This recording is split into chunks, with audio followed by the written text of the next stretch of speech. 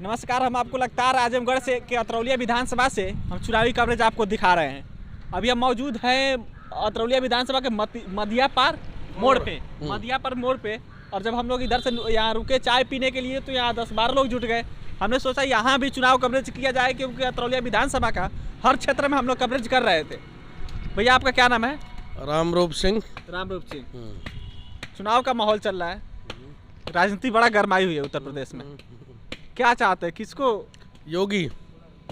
हाँ, इसलिए कि हमें जो मिला है, चाहे रोड हो, चाहे गैस कनेक्शन हो, चाहे बिजली हो, A to Z जो भी विकास मिला है इस सरकार में मिला है। लेकिन सपा जो विपक्षी दल है सपा वो तो ये बोलते हैं कि रोड की तो सवाल हटा दीजिए पहले। वो ये बोलते हैं कि जो गैस तो दे दिए, कनेक्शन तो हो गया, लेकिन गैस का जो महंगाई है 1000 रुपये पहुँच चुका है, इस पर कब कंट्रोल होगा? गैस महंगी नहीं हुई है, सस्ती हुई है।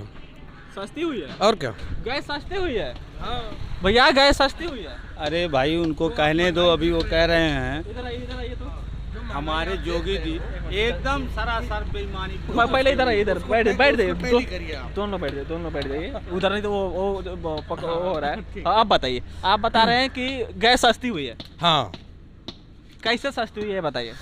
उसको आप टैली कीजिए 2012 के पहले से। अच्छा, मतलब कि ये आप कहना चाह रहे हैं 2012 में जो पर कैपिटा इनकम था उस हिसाब से आप काउंट कर रहे हैं? बिल्कुल।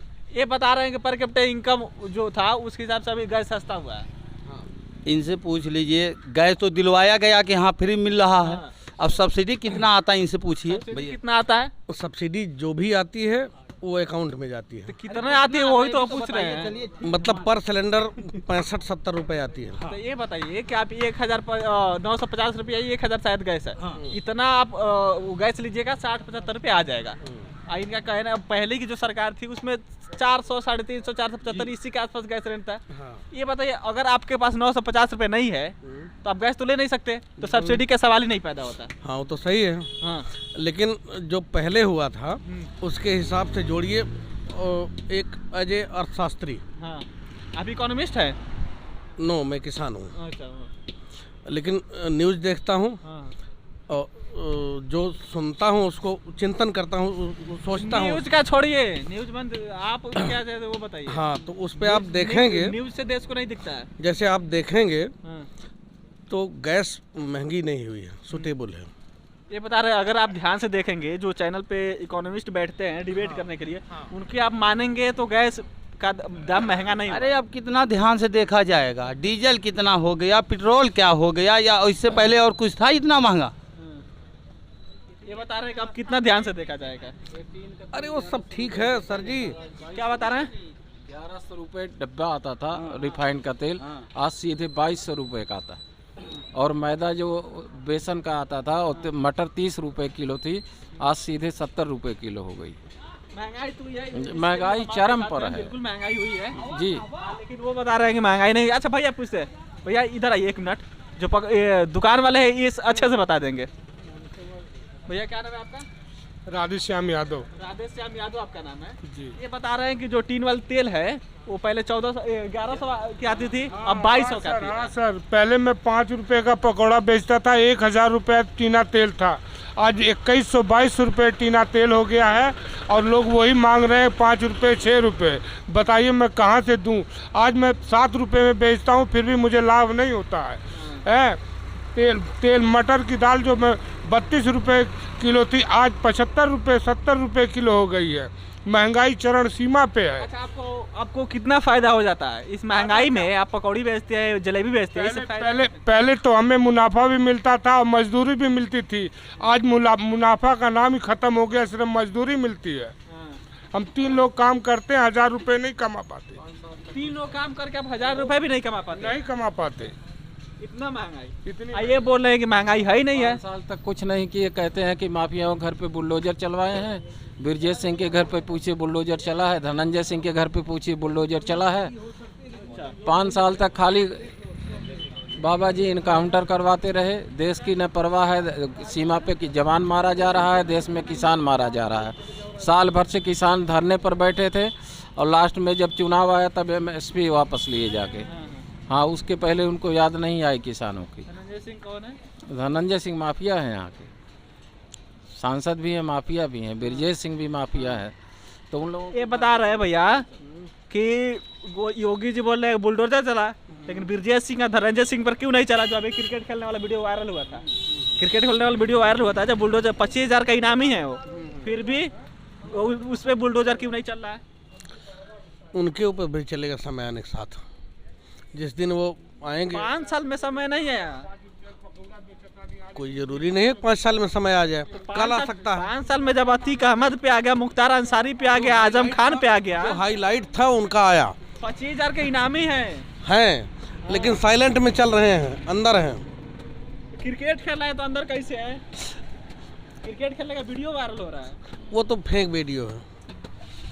कैसे बात कर रहे हैं? अगर हम क्रिकेट खेलेंगे तो वीडियो वायरल हो जाएगा, तो फेक वीडियो हो जाएगा। फेक वीडियो बनाई जा सकती है, आप जानते हैं। फेक वीडियो अभी मैं बना के आपको दिखा देता हूँ। जो आप बोल रहे हैं, जो बोल रहे हैं उल्टा बोलेंगे। फेक वीडियो बनती है। इतना टेक्निकल हो गए हैं कि मतलब जो क्रिकेट खेल रहे हैं, मतलब 21वीं सदी चल रही है।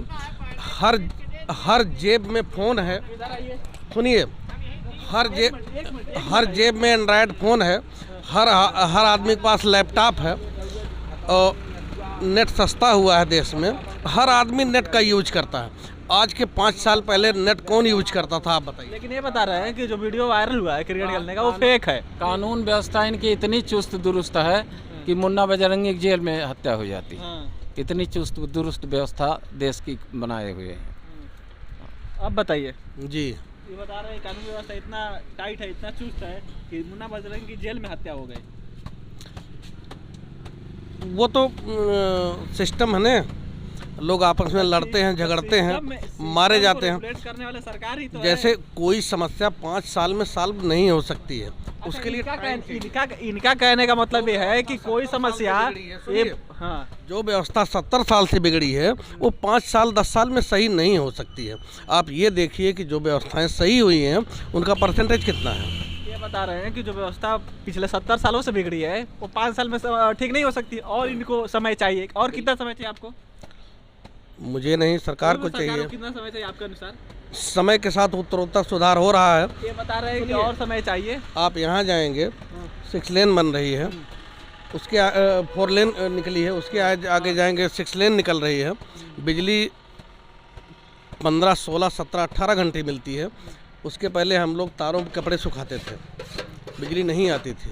ये बता रहे हैं कि जो सिस्टम में जो आज बदहाली हुई है, इसको पिछले 70 सालों से जो बिगड़ा था वो धीरे धीरे सुधर रहा है। और समय लगेगा तब सुधरेगा। इनका कहने का मतलब इतना सिस्टम बताइए। सिस्टम इतना सुधरा हुआ है कि आप यहीं थाने पे चले जाइए और कह दीजिए हमको FIR लिखवाना है। दीवान जी कहते हैं कितना पैसा आप इन्वेस्ट करेंगे, वो तो पुलिस विभाग का ठीक है। FIR लिखने के लिए पैसा इन्वेस्ट करना पड़ता है जी, कितना पैसा देंगे तब लिखा जाएगा। ये बताइए, उसके पहले क्या होता था? ये बताइए कि इनके बातों से आप एग्री हैं? बिल्कुल एग्री नहीं है। एग्री नहीं है? बिल्कुल नहीं। आज के 5 साल पहले हम लोग थाने पे जाते थे कोई मैटर लेके, तो हमसे ये पूछा जाता था कौन कास्ट हो तुम। आज नहीं पूछता कोई। ये पहले बताइए, 5 साल बात छोड़िए, 5 साल सही है, लेकिन इस 5 साल में जो ये बात बोल रहे हैं कि थाने पे जाने के बाद FIR लिखवाने के लिए पूछते हैं कितना इन्वेस्ट करोगे। जैसे वहाँ CCTV कैमरा लगा हुआ है, और इसे कोई नहीं बोल सकता, आप जानते हैं, जाके देख लीजिए। बिल्कुल, ये बोलेंगे ऐसा कोई नहीं बोलता। CC कैमरा अंदर लगा है। देखिए, जब सरकार चुनाव आता है तो नेताजी वादा करते हैं हम ये कर देंगे, वो कर देंगे जनता के लिए, और चुनाव के बाद जब वही मुद्दा जनता लेके खड़ा होती है, धरना करती है, प्रदर्शन करती है, चक्का जाम करती है, अपना हक मांगती है, फिर उसके ऊपर लाठी डंडा बरसाते हैं। स्टूडेंट की बात कर रहे हैं आप? जी, स्टूडेंट पे जो इलाहाबाद में लाठी चार्ज हुआ, उस पर बात कर रहे हैं कि जो अब अपने बच्चे स्टूडेंट्स ने जो किया वो लीगल था। नहीं, तोड़ना गलत है, लेकिन ये भी एक सवाल है कि आखिर वो बच्चे रोड पे उतरे कैसे, क्यों उतरे? वो तो ठीक सवाल तो है ना कि जब बेरोजगारी बढ़ेगी तो बच्चे रोड पे उतरेंगे, तो रोड पे बच्चे उतरे कैसे? मेरे कहने का ये मतलब है कि बेरोजगारी बढ़ी, ठीक, और रोड पे उतरे, तो इसका मतलब ये नहीं है कानून भंग कर देंगे। वो सिस्टमेटिक तरीके से अपनी मांग रखें, वो नहीं सुनी जाती है तो बात करिए। कानून देखिए, कानून हाथ मिलाना गलत है, वो जो बच्चे सरकारी संपत्ति नुकसान कर रहे हैं भी गलत है। वो जो लेकिन ये बताइए, सवाल है कि नहीं है कि अगर कोई मतलब जैसे स्टूडेंट है और सड़क पे क्यों उतरेगा? क्योंकि उसको रोजगार नहीं मिलेगा, तभी वो सड़क पे उतरेगा ना। सिस्टमेटिक फॉल्ट हर जगह होता है, कोई सिस्टम जो पूरा नहीं होता। तो 5 साल से सिस्टमेटिक फॉल्ट क्यों नहीं ठीक हो रहा है? 18 में जो अरे जब 70 साल से नहीं ठीक हुआ तो 5 साल में कैसे ठीक होगा महोदय? ये बता रहे जो 70 साल में ठीक नहीं हो 5 साल में कैसे ठीक हो जाएगा? ये ठीक करने वाला होगा तो एक दिन में ठीक हो जाएगा, समझ रहे हैं ना। हाँ। और जब ठीक करने वाले है ही नहीं, बाबा जी की भाषा चुनाव के पहले भी आप देखे होंगे कभी इस देश के हित में नहीं थी, हमेशा उन्होंने इस देश को तोड़ने का काम किया। जैसे देश के हित में मतलब हमारा समाज में जब हम नेता हैं तो हमें ऐसी भाषा नहीं बोलनी चाहिए किसी वर्ग को तकलीफ हो। सवाल पूछने में तो सवाल पूछने भारतीय जनता पार्टी के नेता तो बोलते हैं कि तो राष्ट्रवाद की हम बात करते हैं। राष्ट्रवाद की बात कहाँ करते हैं? राष्ट्रवाद का मतलब होता है सबको साथ लेके चलना। अच्छा, राष्ट्रवाद की आप वो करते हैं क्या, सपोर्ट करते हैं क्या? बिल्कुल करते हैं। राष्ट्रवाद का अगर वो पूछा जाए, जैसे मान लीजिए राष्ट्रवाद की परिभाषा क्या होती है? उसकी तो परिभाषा बहुत कठिन भी हो सकती है और आसान भी हो सकती है। जिसकी जितनी सोच है उसी हिसाब से ये राष्ट्रवाद बोल रहे हैं कि मतलब एक मुख्यमंत्री की भाषा कैसी होती है, उसी भाषा को बोल रहे हैं, उसी भाषा को ये कटाक्ष कर रहे हैं। मुख्यमंत्री की भाषा कभी जो है अमर्यादित नहीं रही है, वो हमेशा शालीन बोले हैं। उस समझने वाले के दिमाग के ऊपर निर्भर है कि उसको कैसे वो डिसाइड करता है। बाकी यहाँ पे भैया क्या बोल रहे थे आप? क्या बोल रहे थे आप? जब तक ये सरकार रहेगी तब तक ये छोटे छोटे धंधा करने वाले फुटपाथ पर, प्राइवेट नौकरी करने वाले दिल्ली बम्बई में हमेशा परेशान रहेंगे। और ये सारी परेशानी फुटपाथ पे छोटे छोटे दुकानदार और दिल्ली बम्बई में गरीब घर प्राइवेट नौकरी करने वाले। बाकी इस देश में खुशहाल हैं सरकारी नौकरी करने वाले, सरकारी सर्विस करने वाले को कोई दिक्कत नहीं है। लेकिन हम लोग 4 महीने कमाते हैं और 2 महीने के बाद कोरोना पैदा हो जाता है। जो 4 महीने की कमाई 2 महीना हम घर में बैठ के थाली बजाते हैं। और जब तक ये सरकार जब तक जाएगी नहीं तब तक कोरोना भी नहीं जाएगा। मतलब सरकार है इसीलिए कोरोना भी है। आप तो इसे बता रहे हैं। नहीं, जब तक ये जब 2 पैसे जब लगन है, जब 2 पैसे कमाने की सीजन आती है तो कोरोना है। आज कोरोना नहीं है, आज इलेक्शन है, जगह जगह रैलियां हो रही हैं और तब कोरोना नहीं है। चलिए सही है। ये आजमगढ़ का तो बच्चा रेलवे बेच दिए हैं, एयरपोर्ट बेच दिए हैं, सारा बेच दिए हैं। आज भाजपा का मतलब हो गया है भयभीत करने वाला, जुल्म करने वाला, पाखंड करने वाला। आप वोट किसको करिएगा? हम तो वोट सीधे अखिलेश यादव करेंगे की बार। चलिए दादा क्या नाम है आपका? छठू राम। छठू राम। इस अतरौली विधानसभा से हैं आप? नहीं, आलापुर। आलापुर। कौन नेता अच्छा लगता है आपको? केडी गौतम। हाँ? केडी गौतम। केडी गौतम। चलिए सही है। भैया क्या नाम है आपका? सौरभ। अतरौली से? नहीं, जहाँ से अच्छा, इन्हीं से से। उनके लड़के हैं क्या? पढ़ाई वढ़ाई करते हैं? घर पर रहते हैं। घर पर रहते हैं? पढ़ाई नहीं करते हैं? चलिए सही है। आजमगढ़ का अतरौलिया विधानसभा था। विधानसभा का कौन सा मोड़ है भैया? मदिया पर मोड़ था। और हमने आपको चुनावी कवरेज दिखा रहे हैं, हम लगता रहा आपको आजमगढ़ का अतरौलिया विधानसभा से। आगे भी हम आपको अपडेट देंगे। कैमरे के पीछे जावेद खड़े हैं और मैं आपके साथ सिकंदर ली। आप लखनऊ समाचार देख रहे थे। बहुत बहुत धन्यवाद।